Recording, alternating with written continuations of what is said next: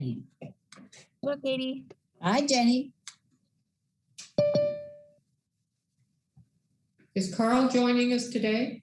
Nope, sorry, Carl's got a meeting in one of his other municipalities today. He's a busy man. So you're the boss today then, Mary? Yeah, let's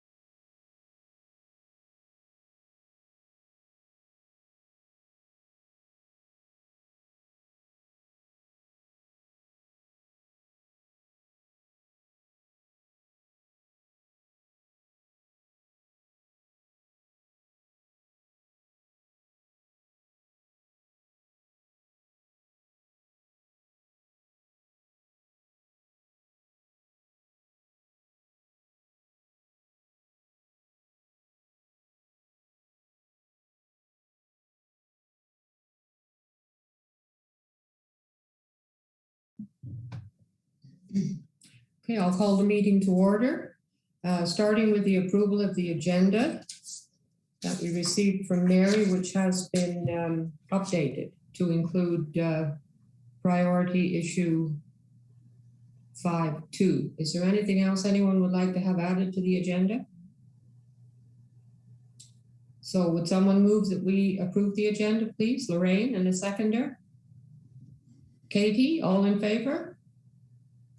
Thank you. Chris is signing on, Dorothy. Good. I just texted him. He's signing on now. Excellent.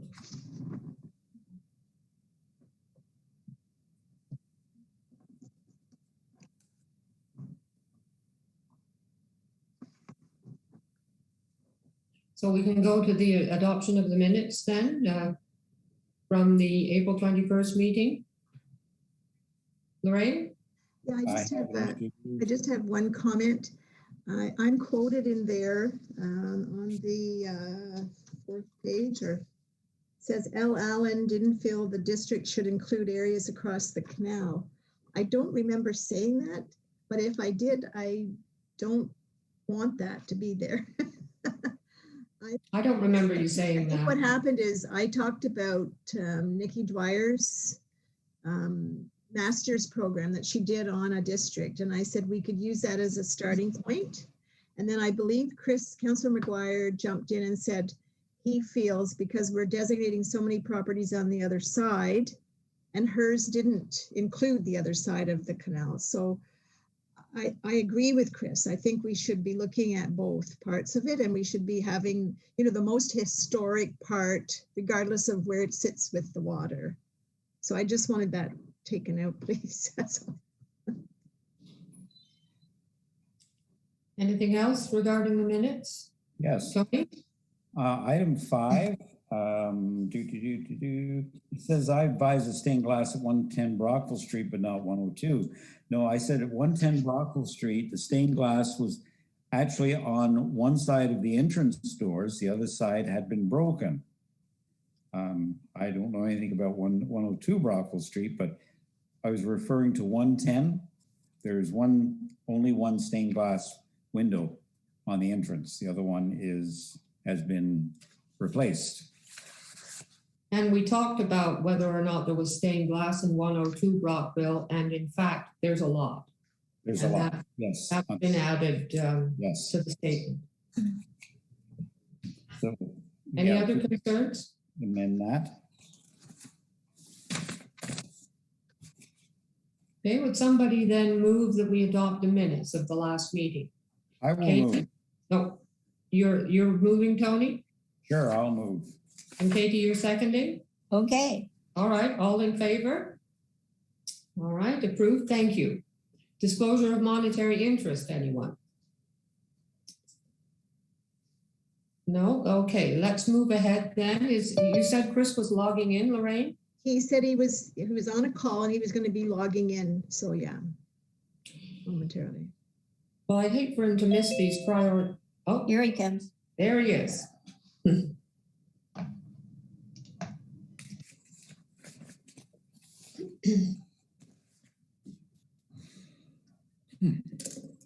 Will we see him? The screen is full now. There he is. He's here. Chris is there? Yes, he is. Sorry, I'm late, Dorothy. Okay, it's just that I can't. Oh, there you are. Okay. All right, we're just about to start the priority issues, Chris. The number one being the water treatment plant at 25 Old Mill Road. I asked to have this put on the agenda because, as Art knows, a small group of us on the long weekend in May discovered that the building was wide open, and we observed extensive vandalism in the interior of the building. And my question to Art was what's being done to secure the building and to preserve it in the best way possible. So over to you, Art. Thank you, Madam Chair. So the building itself is secured. It does get, as you witness, some vandalism on a fairly regular basis, which is very unfortunate. But we had kept the doors that you saw with reasonable access so our staff can go in and do periodic checks. So what they did after that was actually go back and strap it with metal so that it not that it can't be done, but it is much more difficult to get in. We also, the town at various times has gone in and we did an extensive clean out of the building because as you probably know, when the water treatment plant moved, there wasn't really a plan to kind of maintain the building. They literally picked up their coffee cup from their desk and walked out. So we went through and cleaned it up. There was some of the perimeter had been compromised. So we've gone through and closed all that up. There was a significant amount of pigeon shit and raccoons and all kinds of other things. So we've cleaned all that stuff out. We cleaned up what we could from that side of the building. As part of the plan to have it tendered for somebody to take a look at, or there was an RFP that went out that council put out, reviewed. Malcolm has been working with the proponent that was selected through that process to try to get some movement on the building itself. There's been a couple of iterations of plans that have gone through. They're still working on it, and they're still hopeful that something can happen with that building. In the meantime, we're trying to maintain it in terms of making sure that it's closed up, that it doesn't sustain any more damage than it already has, and that if we do get vandalism in the building, that we go by. And so what we've done is we've secured that with steel strapping. We do have it on our daily tour. We also have police watching out for it because we know that it's a bit of an attractant for people down along the waterfront. So there are a lot of eyes on the building at this point. We're really hoping that the plan comes together sooner rather than later so that we don't have to be in a position where we're trying to maintain it longer than we can. And that it doesn't deteriorate anymore in the meantime. So the heritage feature of the building is really something that is a big draw for the proponent in terms of what their plan is for the building. So we're trying to maintain that as much as possible. If we get to a point where that discussion just doesn't go where we need it to go, then we're going to have to reevaluate kind of what that plan is. Reached out to Malcolm just so that we can have that discussion. Just like to follow up with that to say that if anybody does see anything there, to please report it to community services so that we can act on it.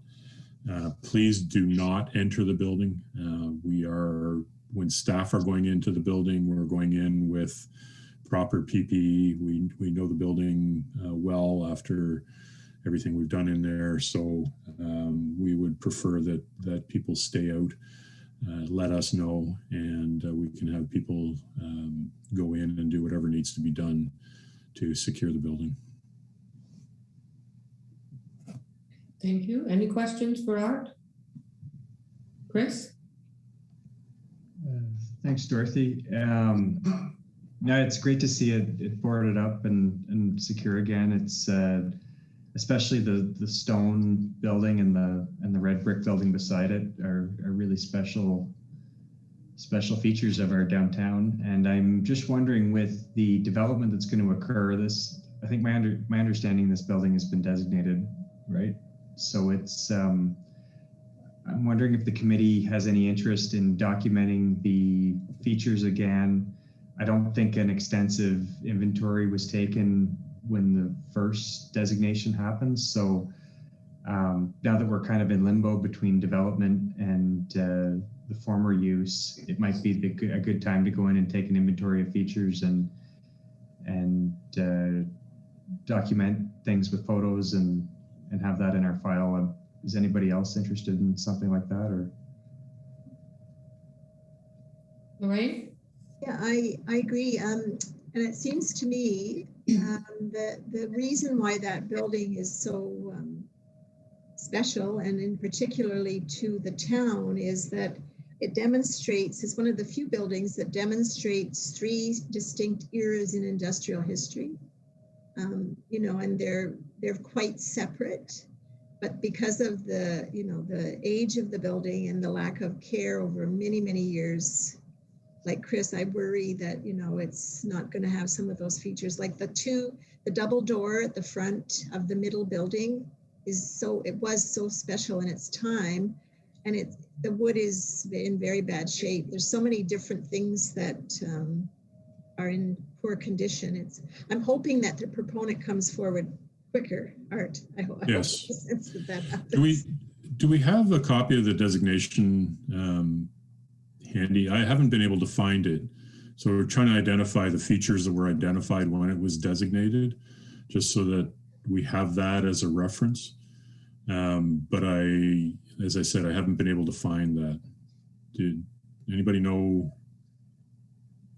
Mary? I can have a look at my binder. I just don't have it close by, Art. I can drop it off to you if I find it.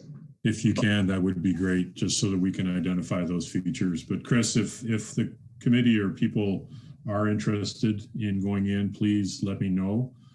We can arrange for the tour and proper PPE for the people going in.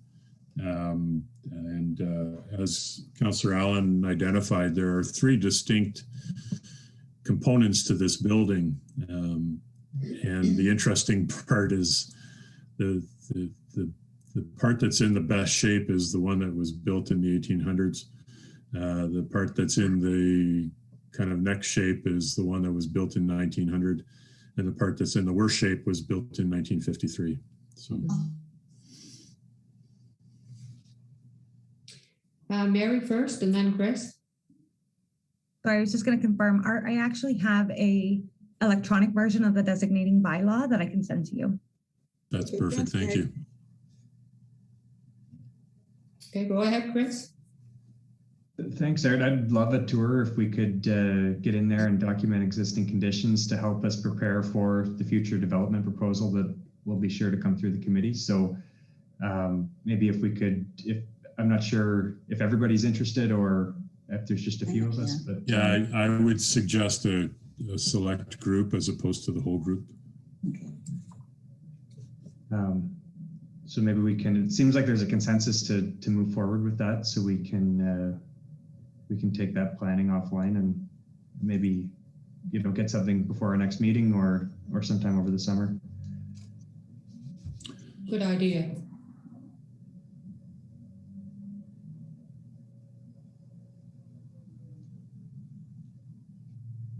Okay, any further comments before we move to the next item? No? Okay, Tony? Yeah, just one. If the development of this building is going to be stagnated, would it be maybe a good move to have it hooked up to advanced alarms? You know, what's been happening to the building is very, very unfortunate. But and it's too bad there wasn't some kind of alarm system on it. It's not horrendously expensive, and it would help secure the building.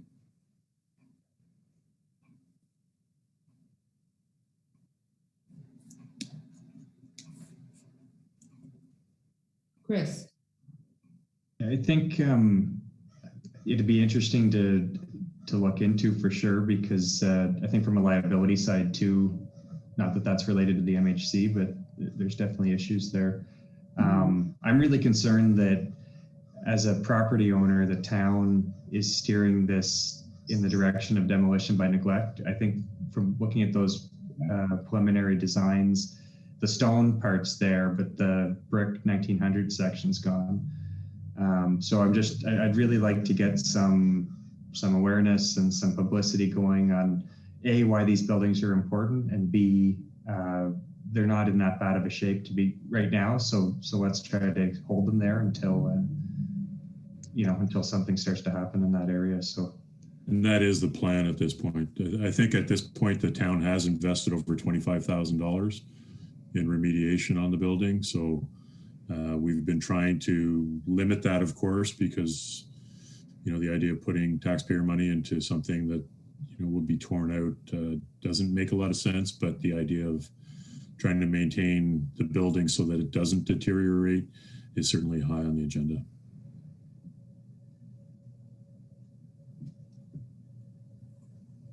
Okay, thank you for that, Art. So let's move ahead then to phase 3 of the town hall renovation. I guess that's you again, Art.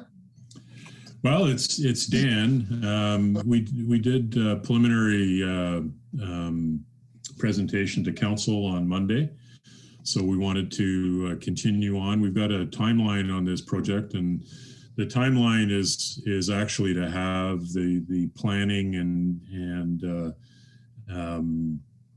design of this building done, the engineering work, all of the vetting by the end of this summer, so that we have a piece that we can bring to council for consideration in the fall. We're also examining the idea of how we do the engineering assessment so that we can get a good view of what's happening in the building.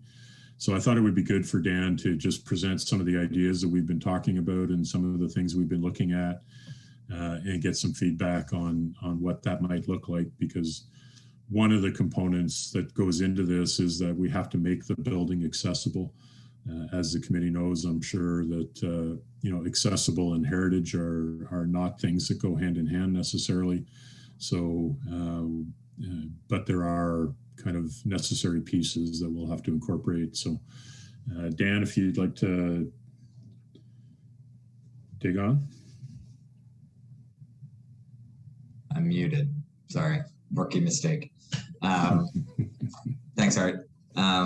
Good evening, everyone. Thank you for having me here this evening. I'm excited to talk about this project with you. Like Art mentioned, we're in the very early stages of the planning for phase 3 of the town hall building, which includes this town hall building from 1859 that you see in front of you. My name is Dan Wojcik. I'm the managing partner at Plus VG Ottawa office. And for those of you who don't know, our firm is almost 50 years old, and its roots are founded in adaptive reuse of heritage buildings. So our founding partner, Carlos Benton, in 1972 started to champion the idea of using heritage buildings for municipal projects. In the 60s and 70s, as many of you well know, a lot of significant heritage buildings were being mothballed and destroyed. So Carlos sort of developed this idea of the economic benefit to the municipalities of adaptive reuse of heritage buildings. So just over my shoulder here, you'll see a tiny little image of a roof being lifted onto the building. And that was the first project, was the Simcoe Mansion, which was done on very economic means. But that was sort of the origin story of our firm. And this project fits perfectly into that story. And as a continuation of Carlos's work, we see that this building is actually in really good shape, and it's going to continue to be used for its original purpose, which is great. So I have a short presentation to give tonight, and we'll open up the floor for questions and comments and discussion afterwards. But first, I'd like to just discuss the heritage designation of the building, or the structures. I guess there's two, really.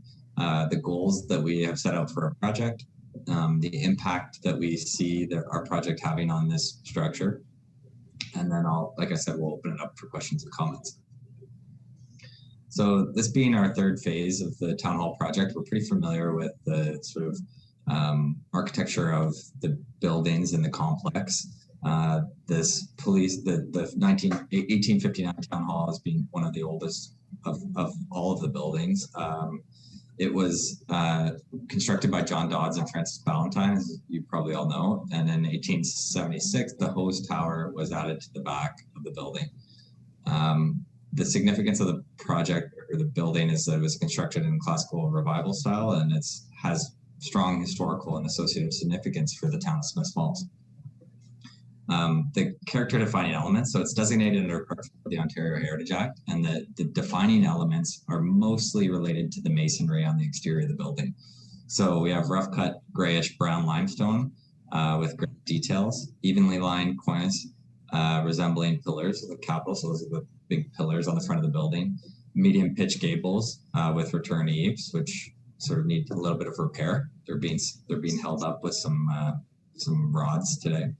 A date stone featuring the word Town Hall, 1859. Radiating reserves granite keystone above the doors and the windows, which are still present today. Granite lug sills, transoms and sidelights surrounding the front entranceway, which have been recently replaced, sort of in conformance with the wishes of MHC. String granite coursing around the building, and a simple yet heavy overhang of the cornice.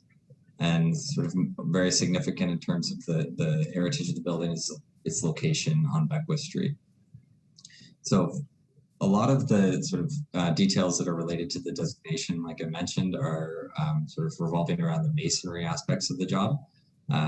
From our perception, those are also the most significant on the exterior of the building. And fortunately, they've been very well maintained over the years. There's been a more recent repointing of the masonry on this building. There may be some cleaning that happens in this phase of the project, but the masonry itself is in excellent condition. As you may know, the phase 2 of the town hall project involved the repointing of what's left of the hose tower, which was a great success. But there's still a little bit of work to be done on the hose tower as well in terms of cleaning. But the hose tower is now stabilized, totally stabilized, and all of the mortar joints are in good condition. So we've been on site a few times, up and down all throughout the building in order to do some investigations, and to some spaces that I don't know that anyone's really been in probably decades. One of which is the attic space. So we were lifted up by the fire department to get into the attic space, which is accessed on the side of the building. And the second space that is sort of of great interest to us as architects was the basement as well. So we were in the basement to inspect the existing structure and the sort of integrity of the existing structure. Similarly in the attic. But what we uncovered during our investigation is quite interesting. In the basement, there seems to be remnants of what was the former police station, and there's some artifacts that we found, a bunch of old street signs that were manufactured in Montreal, probably around the turn of the century, and a bunch of garbage, you know, from different decades, but still fun to go and act as an archaeologist in the basement. In the attic space, we found that the structure, you know, as we surveyed the structure, we start to understand that the second floor of the town hall is probably at one point all open, mostly open. There, in this foreground of this image here, you can see a steel tension rod that's suspended in and holding up the ceiling joist for the space below. There's also two of these sort of fans, architectural fan details, sort of symmetrical across the volume of the building. These would have been for ventilation purposes. So that would have been one sort of very large open space. So the renovation of the project provides opportunity to restore some of the character defining elements of the building and celebrate some of the past, the town's past that we've sort of uncovered in our investigations. Some of the project goals are listed below. So to restore exterior elements where possible. I'm showing a window here as well. So this window is more of a modern window it's an infill window. So you can start to see that the trim on the window is really wide. It was done with a transom and as an double hung window. These windows are in such a state of disrepair that we are proposing to replace them as part of this project. The replacement will be in keeping with sort of the divided light double hung formation, which is in keeping with the sort of historical photos that we have. We also are proposing to reuse existing interior elements. So there's some pieces of the building that have no relation to the historical designation of the property. But one example would be these sort of heavy wood doors that would have been made sort of locally, somewhat locally. And they also represent sort of an important part of the cultural heritage of this building, in our opinion. And they're in great condition. So we hope to salvage these pieces and reincorporate them into the new town hall space, just as a continuation of the story and the activities that have happened there since its last renovation. We also determined that there's, on the second level, there's quite a void space above some of the dropped architectural ceilings that were added in the 1970s era renovation. So there's about 5 feet of space, 4 or 5 feet of space above this T-bar ceiling, a little bit less space above the taller ceiling in the council chamber. But what we hope to do is reinstate sort of very tall ceiling back up to sort of the level of the underside of some of these architectural features that are there today. Any heritage features that we can and find along the way, we hope to sort of cherish those and highlight them in our project. And we are also starting to think about ways of incorporating these found artifacts or found pieces that I already described. So we have all these sort of blue signs of different streets in town, some of which still exist, some of which are no longer in existence, but we hope to kind of highlight those and highlight them. So they're sitting in a pile in the basement, but I think we'll bring them out to the forefront of this project. That's a sort of exciting nod to the past. So in terms of the impact of the project, we're not really proposing to have any impact on any of the elements that are listed in the historical designation of the property. But what we are proposing to do is replace the exterior windows. And what we want to do is sort of do that in keeping with the historic nature of what was there. And we can see that that was sort of tempted with the last edition of these windows, but these windows have what is sort of a insulated glazing unit with sort of fake dividers inside of it. So in this project, there's newer types of windows that have sort of full divided lights, or at least sort of something that looks more like that. So we hope to kind of improve the legibility of what was formerly there. And we'll also look to sort of reduce the impact of this really heavy sort of window insert detail here. The current ones, Dan, were done in 91, I believe. Yeah. So they're for sort of that grade of window, they're at the end of their lifespan, and we see it as an opportunity to kind of really improve the aesthetic of the building. We are also, as you know, there's a discussion about replacing this plywood door on the hose tower and keeping with the pine doors on the front of the 2 heritage buildings, which look lovely. And we also want to take a look at some of these moldings and replacing or repairing some of these exterior elements. So this is actually one of the items that's on the character defining element on the designation. And you might be able to just see 2 little dots here and here. So these returns are being suspended and held up with a sort of a tension cable right now. So that may remain, but at least we'll try and kind of clean them up and maintain them for the future. Another important aspect of the job revolves around these 2 windows. It's funny, a lot of the sort of historical factors are on this one elevation of the building. I mean, there's windows on all elevations, but a lot of the details are on this one elevation. So at one point, we can understand, I'm going to flip back here, but we can understand that the attic space was never occupied, but it was used for ventilation. So there's 2 vents, sort of symmetrical vents on the 2nd floor. That would have been used for ventilation. And then our assumption is that these openings on the top were never actually windows, but were probably architectural louvers, like constructed in a similar way to this wood louver, but just a vertical slat. And that would have been to facilitate, because there would be no function to have windows or no utility to have windows on the 3rd level. It's just an unused attic space. But the function of that would have been to sort of create air circulation through the attic and out to the outdoors. And so you would have sort of fresh air coming in. In today's standards, we don't do that anymore because, as you can all assume, that would be pretty cold in the winter and letting out all of your cold air in the summertime. But what we hope to do is to restore these openings in keeping with some sort of a double, like a sort of 2-pane louvered assembly, and not sort of plywood with sort of like Home Depot vents on the bottom of it. So in the end, this sort of elevation will be very tidied up. You can also see that these buildings were never painted white historically. These were all black. All the trim on the building was black at one point in time. It's not something that we're proposing to change because it would change the nature of the complex so much. But it's just important to recognize that these buildings have been changed significantly over their lifespan. Some of the elements have been lost, but through this project, we hope to kind of bring back as much as we can and restore this project building for the sort of the next generation. So that brings me basically to the end of what we came to discuss today. I would say that we're still pretty early days. I earmarked a few items for Heritage Committee today in terms of the construction of the windows and some of the details that we'll be restoring.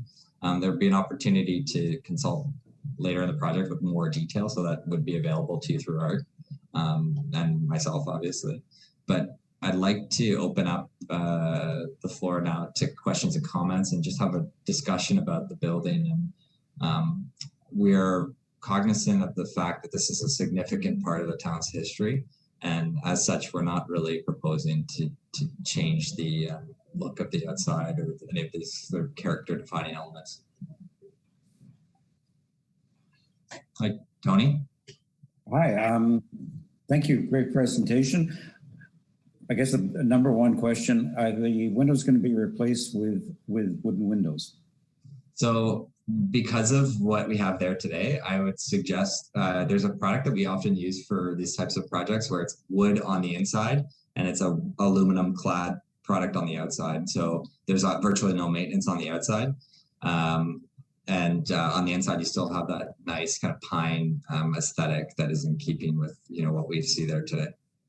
Okay, and the other, briefly, the signs in the basement to me are quite exciting. Smith Falls through the years has changed many of the street names, and some of them were completely, the names were, completely changed. So I'd be very, very looking forward to seeing some of the signs down there. I'm really hoping we'll find a Breckenridge Street down there. Well, there's one kind of joist space in the basement where somebody had just taken like hundreds of them and sort of piled them up. So we pulled out as many as we could, but there's still a number of them down there. So if you don't find what you're looking for, you go down to you can open the hatch and go down there. Tell you where it is. But to more serious note, I think that those are really impressive artifacts, and I think there's a cool way of incorporating them as sort of an art piece or sort of in a more abstract way in the lobby or the public spaces of the town hall, which will sort of reinforce this idea that this building is so old and so important to the town. Very good.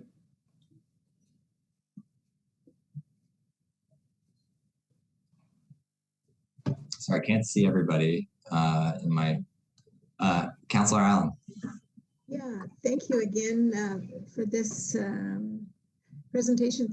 I was just wondering if in your investigation, what you thought the door window, which is in our Carrie Costello's office, what it would have been like at the time, because it looks like it was bigger than the rest of the windows.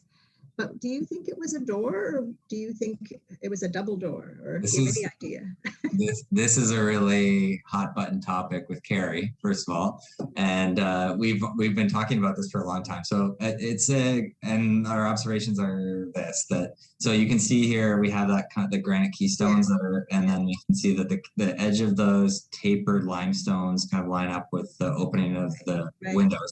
So below here, we see that same pattern, but this seems to have been slightly widened at some point. I'm not totally sure. There is some mention, I think, of a door being here while it was being used as a police station. But I was even searching like this week on the Smith Falls Historical Society, because there's that sort of very iconic image. Sorry, it's right here. Where you can't actually see what's happening. Like it's just like totally obscured. So it looks like there's maybe a lower door. I think that operationally, it doesn't really make a ton of sense to have a door here, and from a security standpoint for corporate services for the town. So if we're going to replace it, we'll leave the opening the same because we don't want to key in new stone into this equation here. But it will probably like resemble have a window with still height of this, but have a sort of wood infill on the bottom of it. We'll take off the patio door that's there right now, but I think that that's a sensible decision. We're not altering the building and making this kind of irreversible change, but we're going to be kind of tidying it up and keeping with the aesthetic of the rest of the elevation. And if I can find any other photos where it shows, you know, what that actually looked like, I'm sure I will. I'll send them over to the committee, or likewise, if you guys can find anything, I would love to see them. I had Lisa at the museum check as well, just to see what they could find. So yeah, the other. Sorry, while you're on it, or the other one I was looking for was a photo of some sort of council meeting or some sort of town meeting with those two recognizable vents on the ceiling. So I reached out to the committee or the society today to see if they could help us out. You know, we'll see what we can find. But Councillor Allen, that's a great question, and I think that this has obviously been modified over the years, but we'll kind of tidy it up in keeping with the opening that's already there, and sort of have this sort of more historical sort of infill detail below the windows.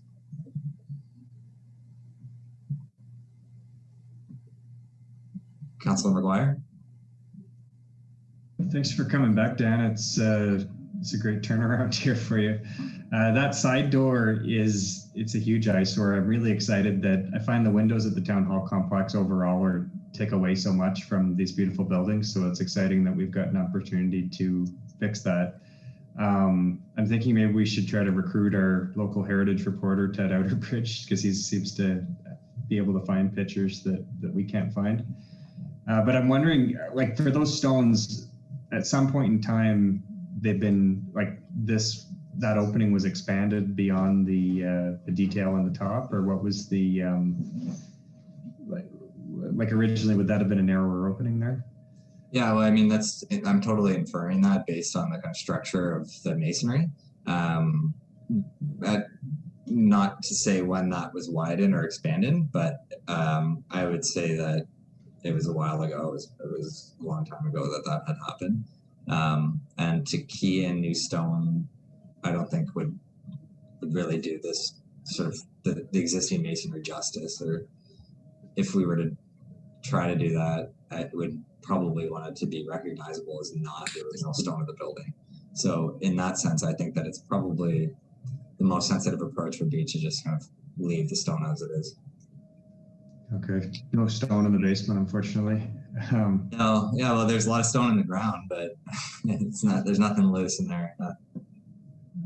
Cool. So I guess going to my list here, one thing with the windows, I don't mind the idea of having the pine on the inside, aluminum on the outside, but I think it's important to note that the post office and the hotel have just been done with wood windows.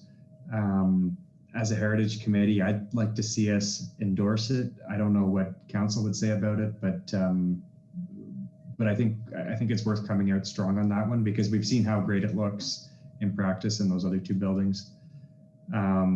One thing about the masonry that I wanted to bring up and see what people think is giving it a good cleaning. I think once again with the post office and the hotel, we've seen how much that cleaning can bring out in the building. And the white, I think it's limestone, right? The columns on the corners. These are granite. Granite. Yeah, that's granite. Granite. And this is all limestone. The field stone, like the field is limestone.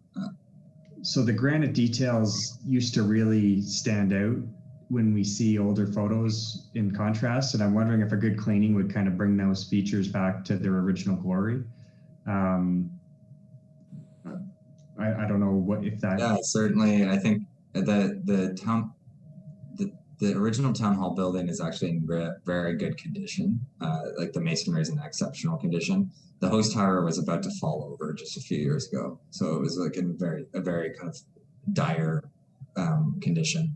So you can see that this has all been patched now, and with the resources that were available in the last phase of the town hall renovation, we pushed it really as far as it could go.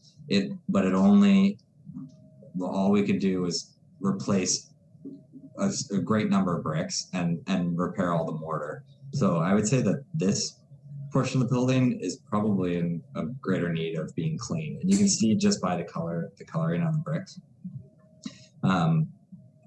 I would agree that, you know, that's a sort of maintenance issue. So it can be addressed, maybe not even as part of this project. So, you know, we have very finite resources to complete these jobs, and masonry restoration and conservation it's costly. It's almost become an art now. So I would totally agree with that, but I would say that there should be some sort of determination or evaluation whether that needs to be done as part of the scope of work of this third phase, or whether it can be deferred into sort of a maintenance project. Yeah. Oh, sorry. So that's what I would say. You know, these buildings will need to be maintained in that sense through the course of their lives. So every decade probably need to be cleaned in that sense. Yeah, we'll evaluate whether there's any resources available to do that, I think. But if not, it will be sort of considered and pushed forward as a sort of maintenance project. Okay. On that note, is the painting, like when you say the original eaves and stuff used to be black, are those getting repainted now, or is that kind of out of the scope of this? I don't think we're going to propose that, because the old school building as well is sort of all black at one point. These wood windows would have been painted probably color, but I think to keep the kind of legibility of the complex, we'll sort of carry on with this sort of coloring that we have. Okay.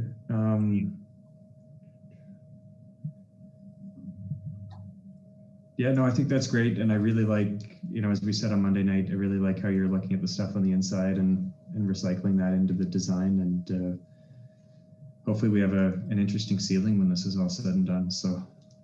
Yeah, thank you. Yeah. And I just, on the point of the windows themselves, for municipal, often on municipal jobs, we'll go to sort of a lower maintenance option than sort of a restored wood product, just because there's such a high level of maintenance costs and time that goes into restoring that. So we just did a project for the City of Ottawa as a little Carnegie Library, and we were able to restore the windows with an aluminum exterior, which will have sort of zero maintenance costs for the next 30, 40 years for the library. And in my opinion, it's still in keeping with the look of the building and the heritage of the sort of what it used to be. But it's just operationally a lot less challenging and resource draining for the municipality. One of the driving factors behind the choosing components for the renovation was also to reduce our kind of economic and environmental footprint with this. Town Hall as a whole has about 25,000 square feet. We've been spending around $67,000 a year to heat that building. That should change significantly. Part of the second phase of the renovation, as an example, we clocked our peak demand for the building at 67 kilowatts. We had the power go out during a fairly peak period, and we were using about 30. So we're hopeful that we can continue that trend and make it more efficient. And where Dan was pointing out those florets in the ceiling, those are open up into the attic. So virtually everything was going up and out of the building and potentially causing some challenges there. So that's a lens that we're going to be using as we go through. And part of it is maintenance cost, part of it is operating, part of it is just being more efficient with the use of resources as we go through. All right, to point, like the building's not insulated right now, basically. So, and we all know heat rises, so there's two massive holes in the ceiling. So the town is spending probably a disproportionate amount of money heating just this building itself.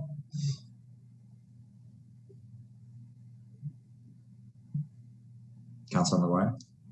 So is there specific things you'd like direction on from us tonight, or like should we be looking at a motion, or? I think we're just looking for an endorsement to proceed with the project. What we wanted to achieve tonight was just to let MHC understand that we're not really proposing to have a significant impact on any of the elements that are classified under Part 4 of the Ontario Heritage Act. So we understand that there's a sensitivity to the windows and some of the masonry elements on the building, but wanted to kind of inform MHC that we're going to be proceeding in keeping with the kind of the aesthetic of the building and in keeping with the spirit of the designation. I guess just I'd be interested to see, does the committee feel strongly about the windows, what they're made out of, or trying to get council to include masonry cleaning in this for the granite or that kind of a thing? Or is it, I don't know, are those kind of not as much of a priority? Well, we know like wood windows have a better R value than aluminum windows. So if you're looking for cost factors, the wood windows are going to be a greater saving. But for maintenance purposes, yeah, I see your point. I think the windows that we're proposing to use are like they're thermally broken, so it's an aluminum clad product. So it's going to have a better thermal performance than like a man-made, like a handmade window. I understand the aesthetic of an all wood product. Certainly, like we do those on sort of capital A heritage projects all the time, where the resources are in place and there's sort of a operational authority in place to maintain that kind of thing. So I would say that you're actually going to get a really good performance out of this product, and I'd be happy to share more details about that product with the committee. Councillor Allen? Yeah, I just have one more question. You were saying that in your scope of work, you're going to be replacing the hose tower door? Something that I don't know if it's going to be part of this budget, but it's certainly something that Art and I have been talking about. So I might have been speaking out of turn to say that, but we've looked at the kind of door and windows that we want in the hose tower and given advice. And what's on the windows right now was supposed to just be stabilizing them until the real windows go in. And on the inside of the hose tower, it is exactly as it was when it was used. In fact, that's what makes this a unique hose tower.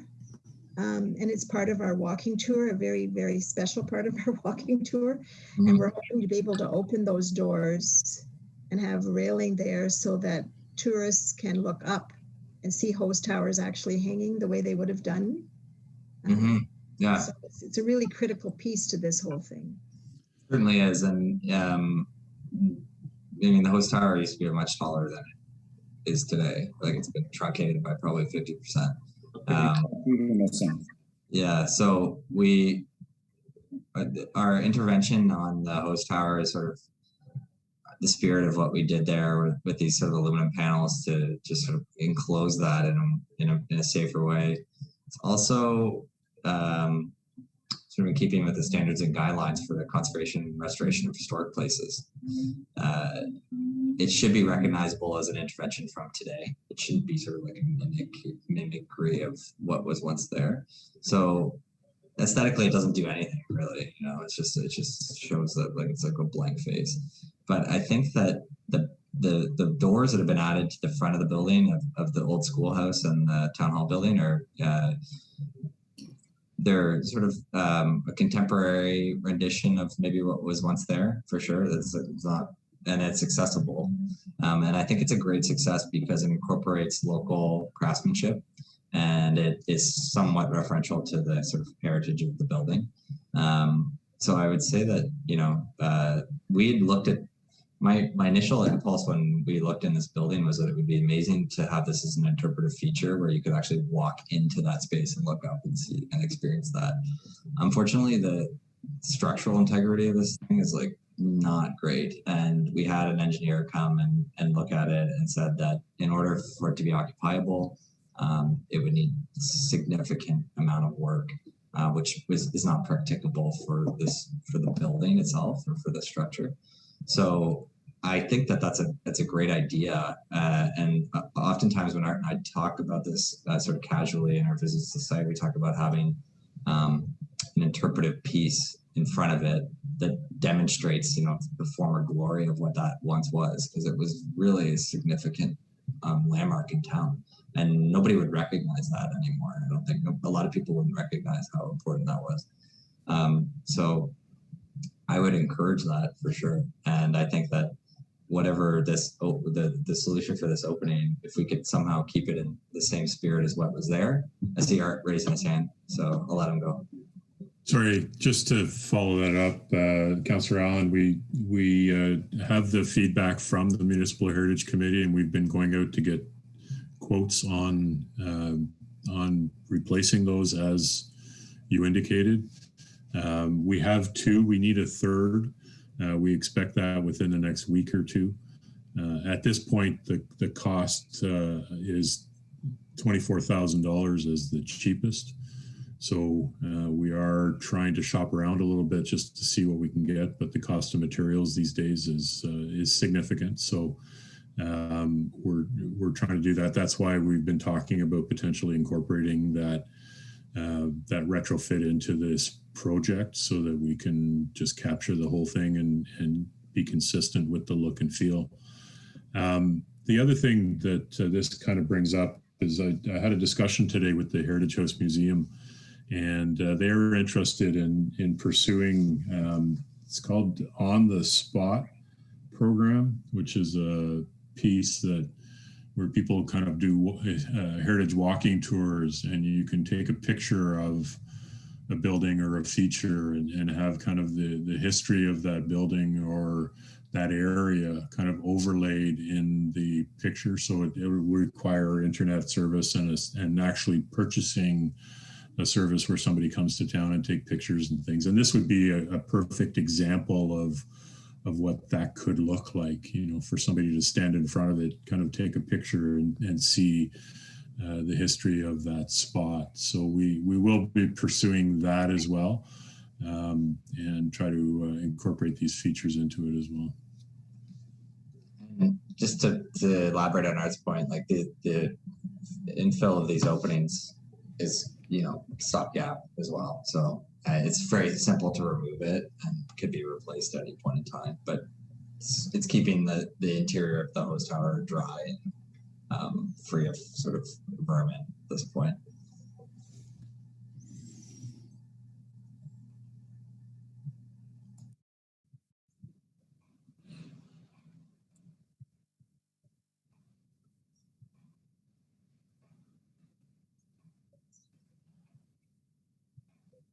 A question that I actually had when I was up on the lift for the fire truck was that there seems to be a bell, like there's a bell located at the top of the existing host tower, and I was curious if anybody knows if that, this was obviously a bell tower formerly in the 1870s, or and if that was ever used, if the sort of more modern truncated host tower was ever used as a bell tower. It was used as a bell tower. The bell was cast in Montreal, actually, I think in 1882, 1878. It was up there until it was modified in the 1950s for the alarm system for the air raid warning. Oh, okay. The bell was taken off, and it sat downstairs for a long time. And the town clerk had a scrap dealer by the name of Jaime Waxman pick it up and take it for scrap. That happened in 1972. That's too bad. It's probably when they were renovating the building, renovating the building. Yeah. Thank you. Councilor McGuire, you have something to share? Yeah, last comment on the windows, just, I don't know. I I feel like the town hall should just be that example. I don't know for our value if there's that much efficiency difference, and even if we just did the ground floor, so for the pedestrian experience, you really get that authentic look. I don't know. I'm definitely partial towards that when we see how well it's worked out on those other buildings. So. I mean, we often use, like I said, these windows they don't actually have divided lights in them. So it really gives a sort of very cheap look to sort of this fake historical look to it. So what we'd be proposing would either be sort of aluminum or fiberglass, which would just be like a painted look. But it'd be a full divided light with a full divided light on the inside as well. So unless you went up and touched it, I don't know that you would necessarily be able to tell the difference between, whether it's wood or aluminum. But like Art said, there's, that would pose probably a significant maintenance cost to the town at some point.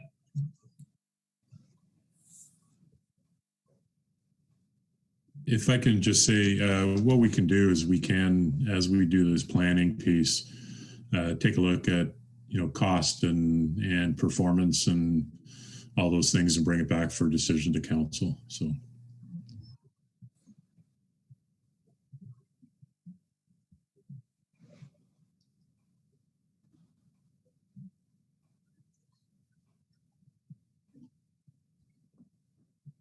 Go ahead, Lorraine. Yeah, no, I was just going to add to what Art just said. It would be nice if we could get a comparative, but also, I don't know the technical word for it, but Tony, is it 8 squares? Those windows in the original drawing here? Is that what they were called? Because they had 8 panes. I believe so. Yeah, Yeah, and that was very normal in most of our older buildings. And so I get what you're saying. You're saying that the liner or the aluminum would sort of imitate that. So from a distance, it would look like that. Is that right?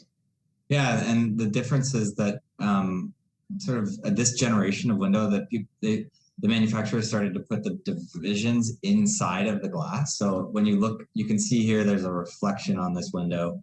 You don't see any break in the reflection. And so it's not an authentic looking product at all, right? Yeah. So the product that I'm referencing has a divided light on the outside. So there are mullions on the outside, and also on the inside, the mullions are wood. So it's actually a really lovely product, and it's very economical, affordable. But it has a tremendous thermal performance as well. So we use that on a lot of the projects in the city of Ottawa because it satisfies the Heritage Committee in terms of the appearance, but also it's very practical for the sort of 30-year no maintenance solution. It also comes with a number of brick moldings for different sort of architectural options in terms of finishing out the outside of the building as well, or the trim of the window. So I think it's actually a really practical solution. Oh, I think somebody else has their hand up. Katie. No, Katie. Hi. I just wonder, is there any way you can get a window to us just so that we can have a look? Yeah, certainly. I have a sample in my office right here, so I can bring it to town next time, and I can leave it with Art. And Good. That'd be great. yeah. It's a very nice product, and there's so many others like it too. So oftentimes because it's a public project too, it's important to understand that when we specify these products, we have to kind of leave it open in a way. We can't point to a single product. We can't sole source products for municipal jobs. But what we will do is make sure that the performance specifications for that product are listed in detail so that you'll get something that looks exactly the same, performs exactly the same. It might not be the same.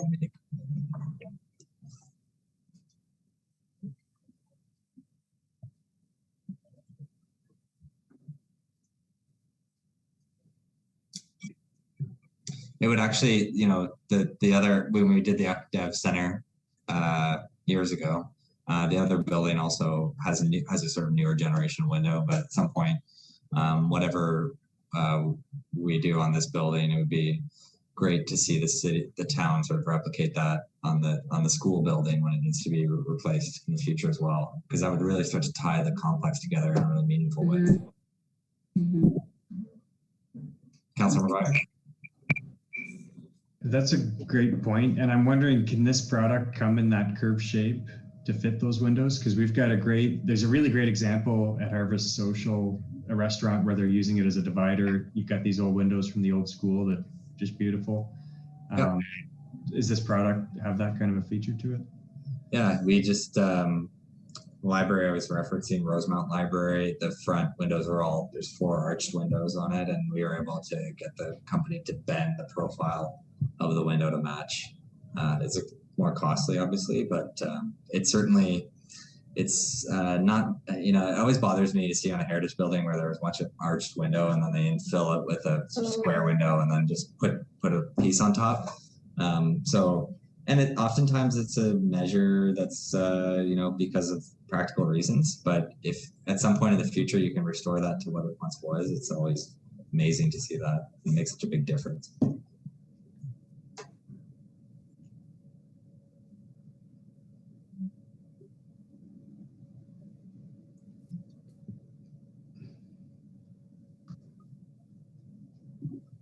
Any other questions or comments?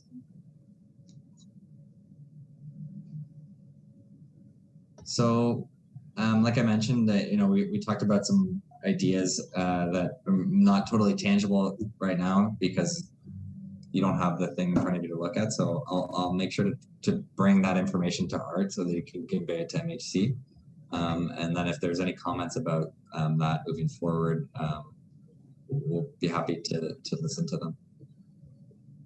And Dan, just from a process going forward, we will be having, kind of 3D models of the space and that type of thing that the committee could look at as well. That will give you potentially a better idea of what we're looking at doing. So we'll keep the committee informed as we go. When we mock up some of these ideas of how to integrate those artifacts, the street signs that Tony was talking about, putting them into our renderings. Looking very forward to seeing those, Dan. There's a bunch of duplicates. Maybe Malcolm will give you one to take home. One for each of us. Yeah. Well, thank you very much for your presentation. If there are no further questions, we could go ahead with the agenda.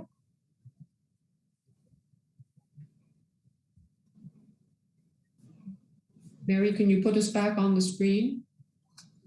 Great, thank you. There was no correspondence, so we moved to project updates.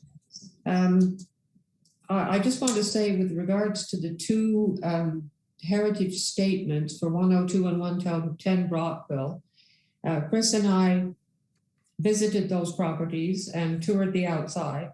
We didn't go in because of coronavirus restrictions, but as a result of our visit and careful analysis of the heritage attributes for both properties, we have a goodly list now of specific features, which I sent out to everybody, and I'm not going to go through it in the interest of time, but I just wonder if people have comments or questions they'd like to make about the revisions to those 2 statements. Lorraine? I just want to compliment you on them. They're very, very well done. And it makes me hope that we can go back and do this for all of our buildings, because it's just so well done.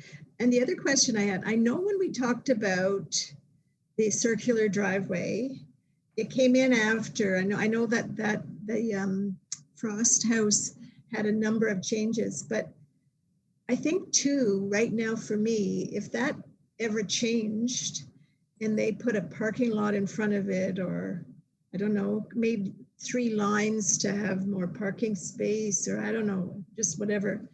I think that right now, the character of that beautiful house is so much enhanced by the fact that driveway is circular, we talked about it, but I don't know. Did everybody just tell you I was crazy? I can't remember. No, we did talk about it at the committee, and then we did discuss it on our visit, but we haven't included it because there was Okay. discussion Well, that's about possibly the only one having parking at the side. Do you remember, Chris, what the discussion was about the driveway? Yeah, I think it was just around the fact that the driveway isn't fully functional the way it is now. So if there's going to have to be some modification to it, there was some caution, I guess, or some hesitation with that side of it. But I think it's definitely acknowledged as an important feature of the landscaping, right? So it's about trying to fit functionality into the existing footprint. Yes, and with regards to 102 Brockville, we did find out, of course, that there are 20 windows with stained glass transom, all with different birds. Was that right, Chris? A different bird in each one, as well as the oval stained glass window on the side of the house. So we've included that as well, even though they're not in there right now. They're being restored. So that's why I didn't even know there was any stained glass. Any other comments about those features?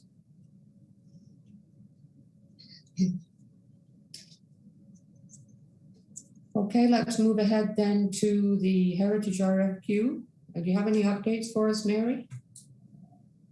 Yep, so just as a general update, because I know some of you are already in the loop. So the RFQs did close, I believe it was a little later in May. So we received 2 quotations for each of the RFQs. An evaluation committee consisting of 3 of our MHC members has been formed, and we've had an initial discussion with this evaluation committee. So during the initial discussion, the evaluation committee required further information from consultants just regarding the approach on a specific component of the proposal. Staff have reached out to both of the consultants and have received 1 response. We're waiting for the second response and are hoping it'll be provided shortly. After that information is received, we'll reconvene with the evaluation committee to discuss further.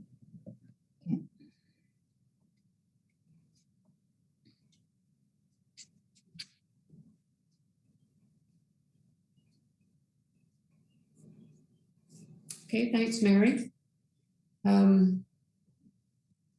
I just wondered, with regards to the downtown churches, Katie, if you have anything to update us on that? No, I haven't, just because of COVID. So as soon as, and I had my hip replaced. So that's taking a little longer than my other one did. But I would think for the next meeting, I'll have some info on the churches. Great, that's great.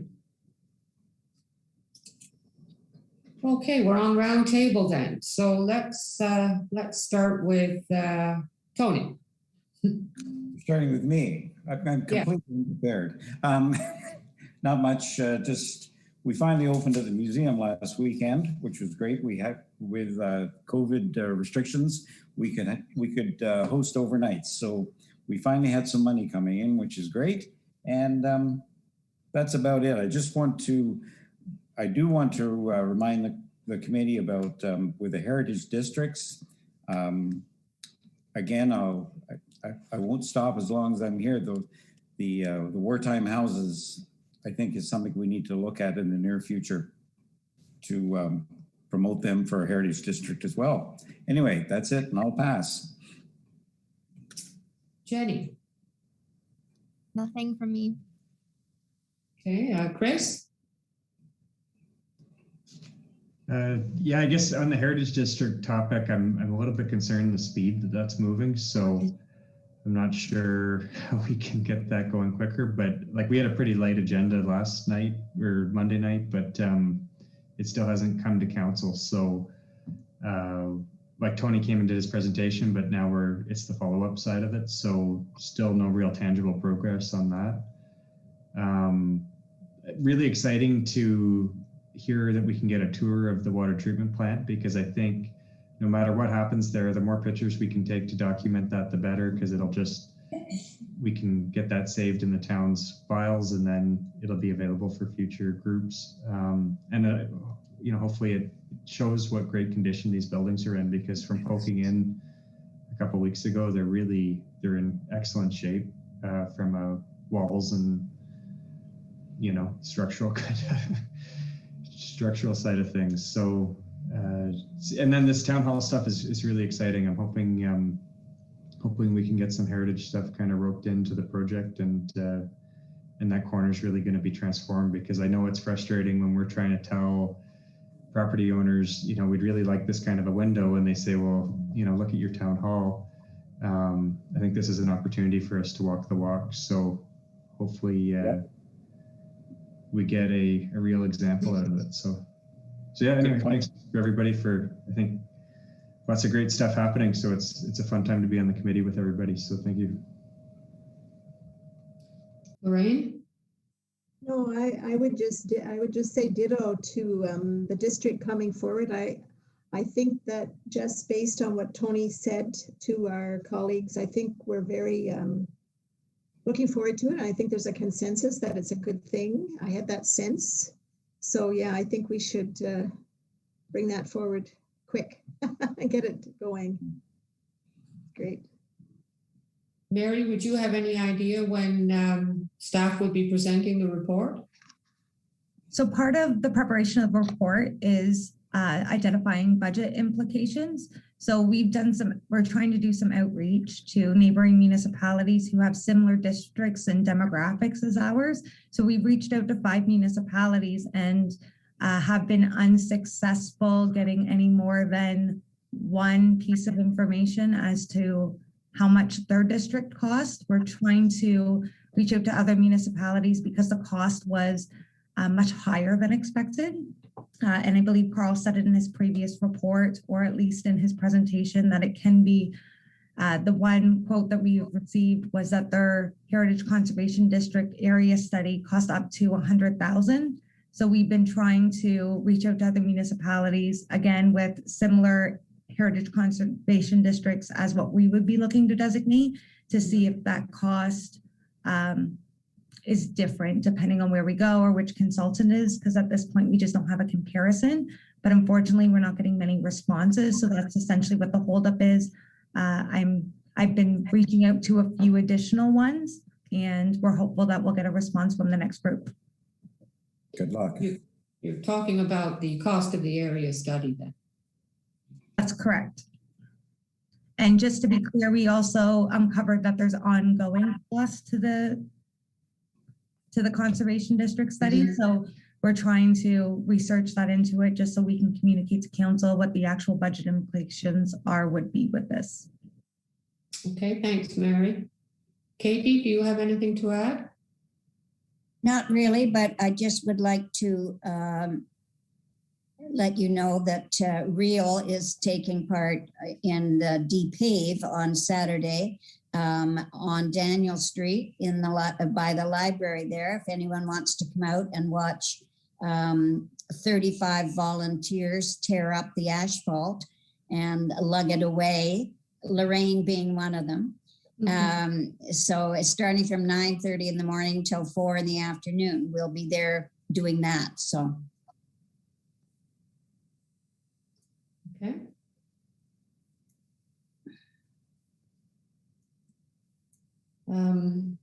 I guess I'll say that I've reached out to Becky Allen in the hopes that she and I can visit 39 Russell Street East and talk to her parents in the same way that Chris and I visited the properties on Brockville Street. The personal contact is very worthwhile. And I sent her an email, but I believe she's on vacation right now. So I hope to hear back from her soon. And once we've, met with the owners and found that they're on board with heritage designation, then we should be ready to make a motion to council with those 3 properties. Great. And when we have the the work done on the bylaw template, then we will be able to use that without the consultants doing any research on those properties, because we'll already have the key heritage attributes nailed down. So as soon as we have the template and we finished consulting with the owners, we should be ready to go ahead. Anything else further that anyone wants to bring up? No, if not, the next meeting is July 21st. And I should let you know too, that on the third Wednesday in August, I won't be here. Hopefully I'll be in Nova Scotia if they let me in. So I think by mid-August, they might. So perhaps we won't meet in August, or if the meeting is required, I guess, Tony, you'd be on board as the vice chair. Okay. Okay, thanks very much, everybody. Would someone motion that we adjourn? I can do that. Okay, Tony, Katie, Chris? I will do it. I motion we. Thanks very much. Thanks very much, everybody. See you Good next night. week. Bye. Bye. Bye.